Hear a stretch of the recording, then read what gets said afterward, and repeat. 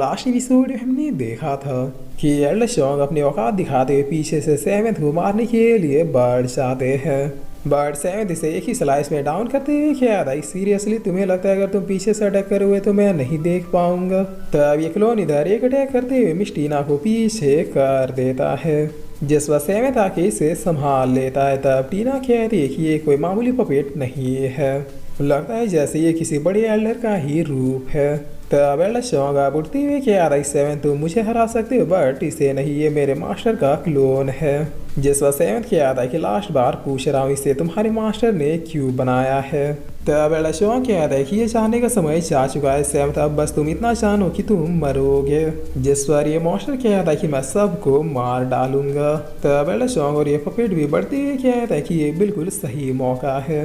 जिस पर ये मास्टर पीछे से मिस टीना को झगड़ने का ट्राई करता है बट टीना अपने ऑरा को अपेयर करते हुए इसे डिस्ट्रॉय कर देती है। तब ये क्लोन सेवन से आके टकराता है, जहाँ ये अपने हाथ से सेवन के अटैक को रोकता हुआ इसे पीछे कर देता है।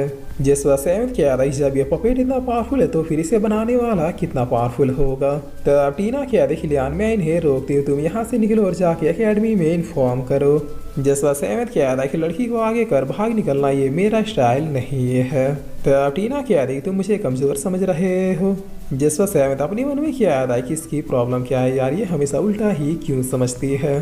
तब टीना क्या देखिए, आफ्टर ऑल ये सिर्फ एक पपेट है तो मैं इसे डिस्ट्रॉय कर सकती हूँ बट इसमें मुझे तुम्हारी हेल्प चाहिए। जिस वक्त इतना क्या टीना अपने रियल मास्टर सोल को अपेयर करना स्टार्ट कर देती है। तब एल्डर शॉन्ग इस ऑरा को देखते ही कहते हैं कि क्या ये तो काफ़ी रेयर लाइटनिंग फियोनिक्स का मार्शल सोल है। दुनिया में सिर्फ 3% लड़कियां इस मार्शल सोल के साथ जन्म लेती है। जिस वक्त सेवन भी अपने मास्टर सोल को अपेयर कर लेता है। उसके बाद टीना अपने लाइटनिंग स्टार और सेवन अपने डीमन स्लेइंग टेक्निक का यूज करता है। तब एल्डर शॉन्ग कहता है कि मामूली से अटैक इस पपेट के सामने काम नहीं आने वाले, आखिरकार तुम दोनों बच्चे ही हो। जिस वक्त इनकी इतना कहते इस पपेट से धुआं निकलने लगता है। तब एल्डर शॉन्ग कहता है कि क्या वो शांत हो गया, आखिरकार तुम दोनों ने किया क्या। जैसा सेवन था वन शॉट टेक्निक का यूज करते हुए इसे डिस्ट्रॉय कर देता है।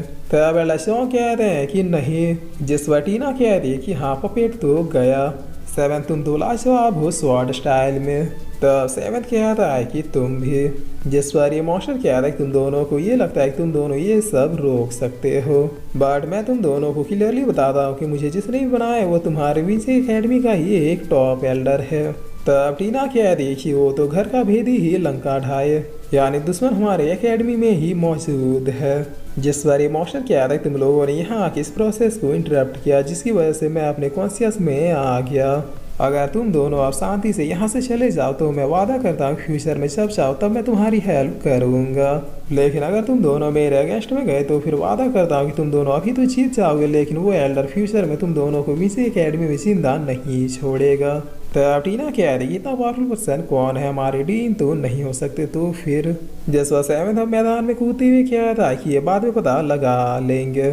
तब टीना कह रही इस लड़के को जरा भी कदर नहीं है कि मैं क्या बोल रही हूँ। जिस बार ये मास्टर कहता है कि लड़के आजा मैं भी देखता हूँ कि तुम मुझे कैसे मारते हो। तब सेवेंथ और इसके बीच काफ़ी जोरों से फाइट होने लगती है, जहाँ करीब आधे घंटे की फाइट के बाद सेवेंथ इसका गला उड़ा देता है। तब ये मास्टर कहता है कि लड़के मैं तुम्हें याद रखूंगा, इतने सालों की मेहनत तुमने मिट्टी में मिला दिया।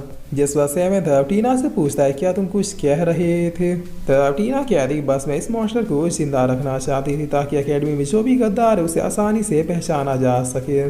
जिस वक्त सेवन कह रहा है तुम्हें उस एल्डर का डर नहीं है। तब टीना कह रही है कि डरना क्या है, हमने ऑलरेडी उसके प्लान का भंग भरोसा कर दिया है, अगर उसे रिवेंज लेना होगा तो लेगा ही। जिस वक्त सेवन कह रहा है कि एल्डर शॉन्ग उसे अपना मास्टर कह रहा था, यानी इसका मतलब वो आदमी एल्डर शॉन्ग का एंसेस्टर तो नहीं। तभी सेवन तब कुछ फील करते हुए कह रहा है कि मुझे ऐसा क्यों लगा जैसे कोई हमें देखकर चुपचाप यहाँ से निकल गया। तब टीना कह रही सेक्ट में सबसे पावरफुल पर्सन डीन है और एक और एल्डर जिसका नाम यांग शॉन्ग है, वो भी डीन के बराबर ही रेपुटेशन और पावर रखते हैं। मुझे लगता है वही आदमी सबके पीछे है क्योंकि उसका सरनेम भी मैच कर रहा है।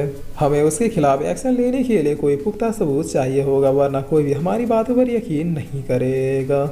और फिर टीना कह रही कि वेल मैं पहले इस मॉन्स्टर का ब्लड कलेक्ट कर लेती हूँ, क्या पता मेरा काम हो जाए। तब इतना क्या कि ये इसके बॉडी से ब्लड निकालने लगती है, बट ब्लड की जगह इसके बॉडी से एक ईविल सोल बाहर आता है।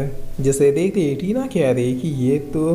तब तक ही इविल सोल काफी तेजी से टीना की तरफ बढ़ जाता है। वह टीना अपने लाइटनिंग मार्शल सोल को अपेयर करते हुए कह दे कि मेरे बॉडी में एंटर कर पाना इतना भी आसान नहीं है। जिस पर ये सोल अब सेवेंथ की तरफ मुड़ जाता है।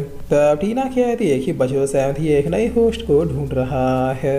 जिस पर सेवेंथ भी अपने स्वॉर्ड को निकालते हुए इसे दो टुकड़ों में काट देता है, बट ये मरने के बजाय दो हिस्सों में बढ़ के सीधे आर्मर और नोवा के अंदर घुस जाता है।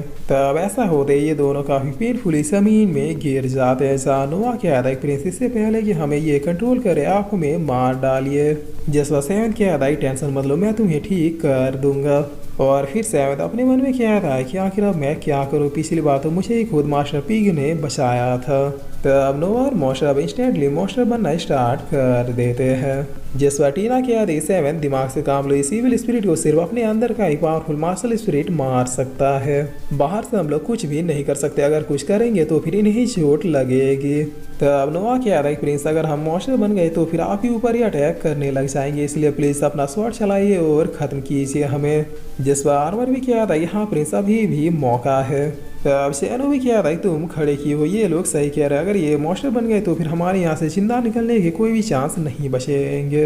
जिस बार सेवन कह रहा है कि बकवास बंद करो, ये मेरे सगे भाई से भी बढ़ के है।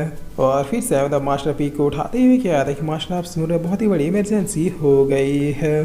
तो मास्टर पीक भी उठते हुए कह रहा है कि वाह ये तो कुछ इंटरेस्टिंग सा लग रहा है। इन दोनों को भी किसी इविल स्पिरिट ने अंदर से पॉजेस कर लिया, बट नो प्रॉब्लम, मैं इन्हें अभी ठीक करता हूँ। और इतना क्या कि ये अपनी पावर से इन्हें ठीक करने लगते हैं। बट कुछ ही देर के बाद मास्टर पीक कहते हैं कि ये कोई मामूली इविल स्पिरिट नहीं है। सेवेंथ अगर इन दोनों को जिंदा रखना है तो फिर इन्हें ब्लड सूरा में ट्रांसफॉर्म करना होगा।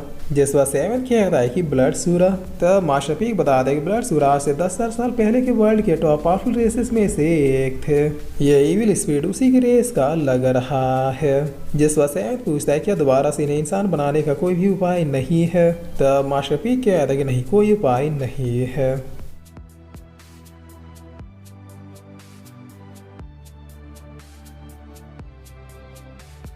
और फिर इसी के साथ ये एपिसोड यहीं पे ख़त्म होता है।